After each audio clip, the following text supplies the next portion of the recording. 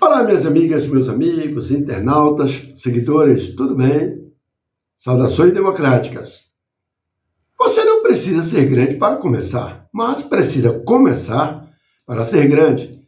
O programa de hoje é dedicado à minha amiga Viviane, mãe da belíssima menina Maria Vitória.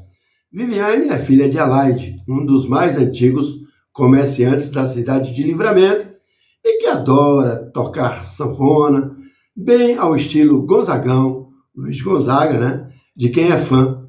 O pai de Viviane, meu amigo Alaide, tem como hábito fabricar redes de pesca.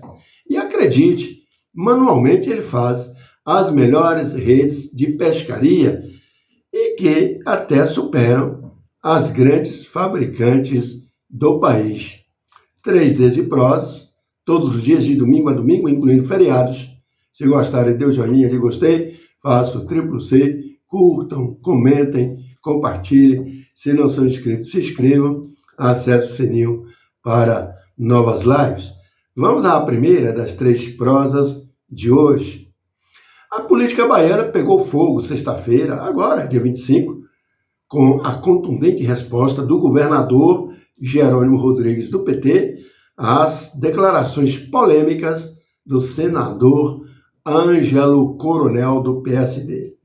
Jerônimo não poupou palavras para classificar como infeliz a comparação feita por Coronel entre o Partido dos Trabalhadores da Bahia e o regime nazista. A analogia indigesta surgiu em meio à insatisfação do senador com a possível formação de uma chapa majoritária puro sangue para o Senado em 2026, priorizando os nomes de Jacques Wagner e Rui Costa, ambos do PT. 3 dedos de prosas, inclusive, já havia prevista a reação do senador Ângelo Coronel ao tratar do movimento Raça Pura, proposto por figurões petistas baianos para a disputa pelas vagas do Estado para o Senado Federal.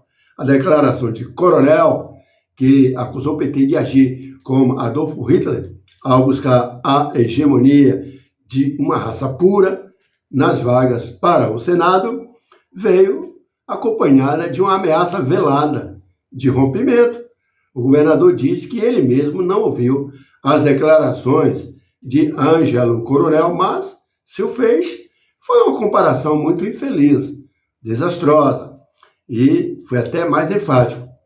É inadmissível comparar um partido que ajudou ele, o Coronel, a se eleger para o Senado, comparar esse partido que o ajudou ao nazismo.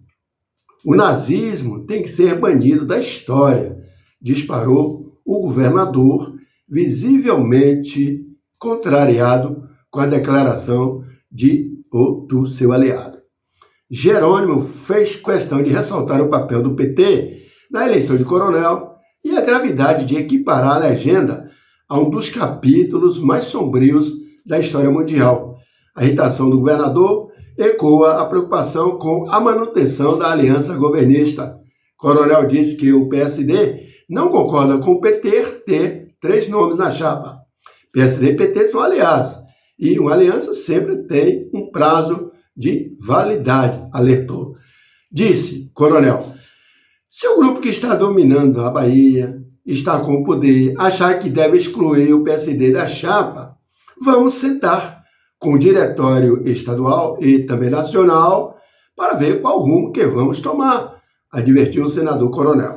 A disputa pelas vagas ao Senado em 2026 já se mostra um ponto nevrálgico nas articulações políticas baianas.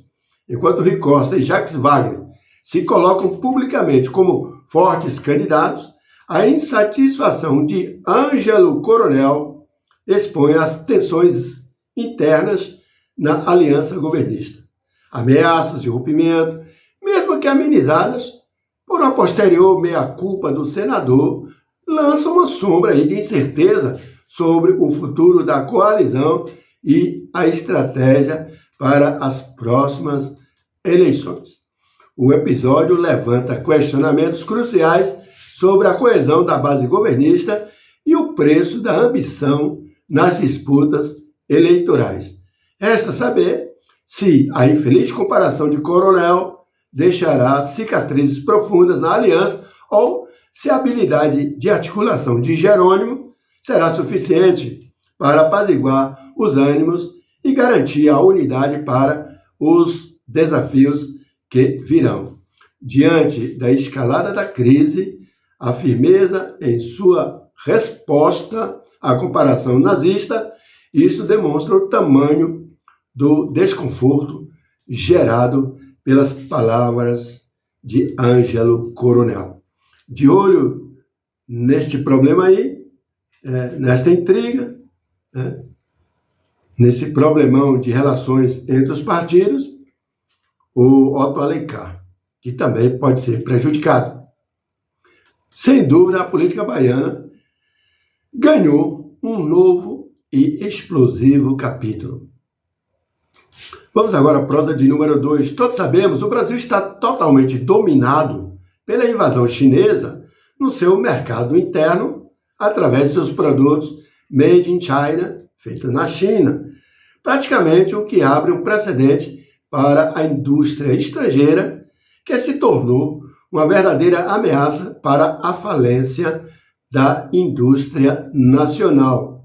Então, em meio ao temor de uma inundação de produtos chineses, com o Brasil como eventual vítima de fogo cruzado das tarefas do presidente americano Donald Trump, a CAMEX, Câmara de Comércio Exterior, do Ministério do Desenvolvimento, Indústria, Comércio e Serviços, estuda a adoção de mecanismos emergenciais de proteção comercial da indústria brasileira.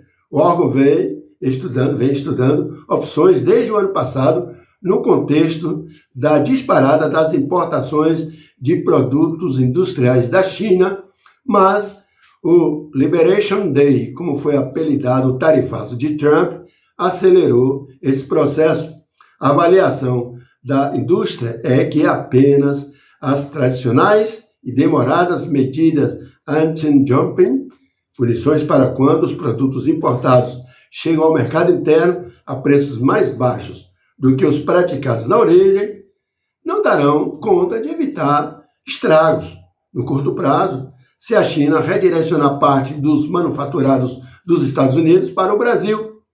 Em um cenário indefinido de guerra comercial, muitos setores vêm defendendo, junto ao governo brasileiro, a adoção de medidas mais rápidas e amplas, com cotas de importação ou salvaguardas, que são ações importantes, de duração de até um ano, aplicadas a todos os países e não apenas a casos individuais. Uma das opções de estudo na CAMEX é a adoção de uma espécie de salvaguarda simplificada, cujo processo seria muito menos burocrático e rápido do que todas as especificações necessárias para uma decisão de anti-dumping. Por exemplo, a partir da conclusão dessa avaliação aplicada, seriam aplicadas medidas de proteção provisórias nos casos em que forem constatadas importações desleais. O movimento de intensificação do recurso à medida de proteção comercial já vinha acontecendo nos últimos anos, na esteira do salto, inclusive nas importações brasileiras de manufaturados, segundo o IBRAC, Instituto Brasileiro de Estudos de Concorrência, Consumo e Comércio Internacional. Mas a guerra do tarifaço entre Estados Unidos e a China, na verdade, não é o problema, ainda que exista um sobrepeso que realmente atinge também o Brasil. Os produtos chineses vêm promovendo aí, ou causando um grande e gravíssimo problema para o país brasileiro, por causa de uma concorrência desleal com os fabricados do Brasil. Por exemplo, preços quase ou mais de até 90% mais baratos que os produtos nacionais, ainda que os feitos na China, sejamos sinceros, na maioria são descartáveis, quebram, não tem conserto, não tem garantia de fabricação. Mas esta história é longa e ainda voltaremos a tratar deste assunto uma outra vez em lives futuras. Vamos à prosa de número 3, a última do dia. O Supremo Tribunal Federal, iniciou a análise do recurso extraordinário 13.552/28, ou seja, /28, com repercussão geral reconhecida, que é o tema de número 1229, que discute se o exercício temporário do cargo de chefe do Poder Executivo por substituição, mesmo que por poucos dias, pode ser considerado como um mandato para fins de inelegibilidade a uma reeleição consecutiva. O caso envolve Alan Seixas de Souza, eleito prefeito de Cachoeira dos Índios, na Paraíba, em 2016 e reeleito em 2020. Ele recorre da decisão do Tribunal Superior Eleitoral, que indeferiu o registro de sua candidatura, com base no argumento de que ele, o Alan, exerceu o cargo de prefeito por 8 dias, entre 31 de agosto e 8 de setembro, menos de 6 meses antes da eleição de 2016. Segundo o Tribunal Regional Eleitoral da Paraíba, a situação configura o exercício de um terceiro mandato consecutivo, o que é vedado pela Constituição Federal. O TSE manteve a decisão do TRE-PB da Paraíba, afirmando que, segundo a jurisprudência, o exercício do cargo dentro de 6 meses, ou dos 6 meses que antecedem o pleito, gera realmente inelegibilidade, independentemente da duração ou da razão da substituição, mesmo sem a prática de atos de gestão relevantes. Há quem defenda que a substituição por curto período não pode ser considerada como mandato eletivo, pois se tratou apenas de um cumprimento do dever legal, que é o de substituir o titular afastado por decisão judicial e também por exemplo, casos de doenças. A norma constitucional tem como finalidade evitar a perpetuação no poder desde que nenhum ato administrativo seja assinado e que possa beneficiar eleitoralmente. Representantes dos partidos políticos, PT, Podemos e União Brasil, admitidos como interessados no processo, também defenderam que substituições motivadas por força maior, como decisão judicial ou doença, não devem ser consideradas como exercício de mandato para fins de inelegibilidade. Eles argumentaram que a vedação a um terceiro mandato consecutivo deve se aplicar apenas a quem foi eleito ou sucedeu definitivamente o titular antes da primeira eleição. O julgamento será retomado em data ainda a ser definida pelo presidente do STF, o ministro Luiz Roberto Barroso. Bom, este é um problema, porque, por exemplo, eu acho, na minha opinião, que quem exerceu o cargo de prefeito por um curto período de 6 meses apenas, entendeu? Ele não quer dizer que assumiu definitivamente o cargo, o mandato do titular, mas apenas cumpriu aquilo que prevê o regimento.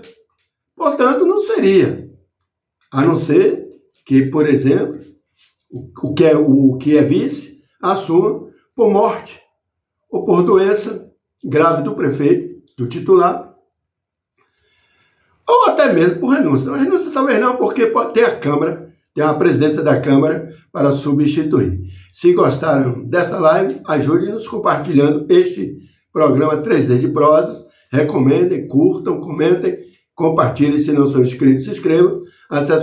Acessem o sininho para notificação de novas lives. Um abraço.